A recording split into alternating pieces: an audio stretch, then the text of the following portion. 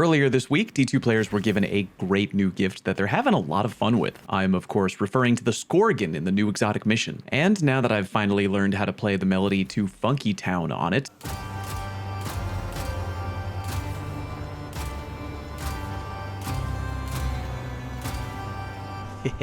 I don't have much to do as I sit here and wait for Marvel Rivals Season 1 comp to drop on Friday, he said half-kiddingly. So in the meantime, why don't we do a quick review of the new exotic shotgun, Slayer's Fang. What does it do well? What does it not do well? How badly do you need it on a scale from the Colony to the OG Gallarhorn? I'll give it some kind of loose grade at the end of today's video, and on the way there, we'll first talk about the good and then the bad of the new shotgun. But first, how does it work? By default, Slayer's Fang will fire one slug shot, but thanks to the Heart Piercer trait, the round will then shatter into sub-munitions on impact. That includes impact on an enemy, so even though it's a slug shotty, landing your initial shot will then be followed up by many additional damage numbers. And those shatter rounds are kind of wild. They bounce around the room a little bit, maybe not to the degree of something like Hard Light, but still. The exotic trait, admittedly, is badass. Nightsworn Sight. Dealing final blows to a target, grant Nightsworn Sight. During that time, final blows grant True Sight, aka wall hack mode. Reload speed and precision damage is increased,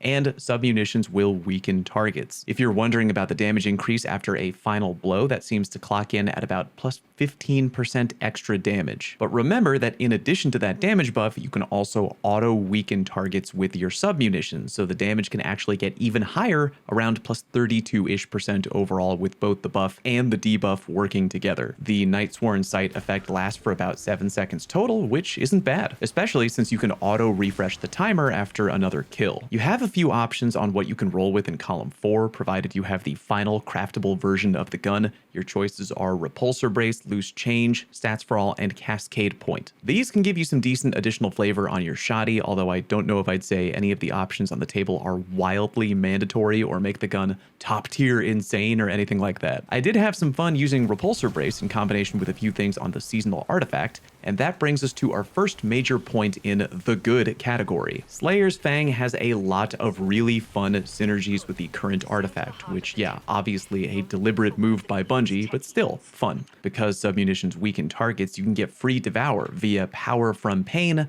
not to mention some free Void Breaches too. With that in play, you can now take advantage of Frenzied Hunger, a brand new artifact perk, not to mention Void Renewal for more Void Breaches. And with all these Void Breaches laying around, you can now also take advantage of both Supernova and Old God's Right in column 5. Throw all that on any old Void build you got laying around, and you can have a really good time out there, spamming Weakness, generating Orbs of Power, and rolling deep with near constant Devour. And as I mentioned earlier, if you got Repulsor Brace there in column 4, you got free easy overshields going too. Slayer's Fang can also stun Overload champions by default, which is nice. Throw that under the good category. And now let's briefly talk about good stuff in PvP. Slayer's Fang is a great PvP shotgun if you're already a fan of slug shotguns, which unfortunately I am not. I'm a spread man for life, but I do know that the ceiling potential on a gun like this one in Trials or Comp is definitely unarguably high. Giving players free True Sight is kind of wild, even if it does require a kill to get. I'm sure that a good number of players out there will commit themselves to being a master of this gun, and I'm betting it'll probably pay off for them in 3v3. Alright, now let's move on to the bad. In PvP, even though this thing can give you free True Sight, you do have to consider other exotic slug options, and the Chaperone is no slouch. In the neutral game, Chappie has a noticeably deeper one-hit kill range than Fang, and that is without the Roadborne activated, and it also has way better handling overall. This isn't necessarily bad, but I do have to mention it. Even though the timer on Nightsworn Sight is 7 seconds long when activated, your True Sight vision will only last for a little over 3 seconds, not quite 3.5, like 3.25. I've seen some people referring to this as a glitch, but I really doubt that it is. I think Bungie just wanted to give people some fun PvE buffs for a decent amount of time and limit the potentially game-breaking power of True Sight to a much shorter duration. Also in the bad is the fact that so much of the fun factor of this shotgun is tied to the current seasonal artifact. I know I also listed that in the good column, but it's kind of a double-edged sword. The gun will still have some enjoyable voice Void Kit synergy when the artifact resets, but nowhere near as much IMO. I think my biggest strike against Slayer's Fang in PvE though can be summed up in 3 words. Choir of One. Fang and Choir both run on special ammo, they both operate in the energy slot, and they're both void. I'll admit that Fang can be fun in average level content, but if the going starts to get tough, I feel like it's no contest. I am 100% reaching for Choir. While Fang does a respectable job at punching holes in chunky yellow bar enemies, Choir very much does as well. Fang has an okay rate of fire, but Choir can dump an entire mag worth of damage into an enemy in the blink of an eye, not to mention pick off weaker enemies from much further away with its more ammo conservative firing mode. Choir can also dish out the pain faster because there's not really any setup required with that gun. On the other hand, Fang first requires a kill in order to activate the exotic trait,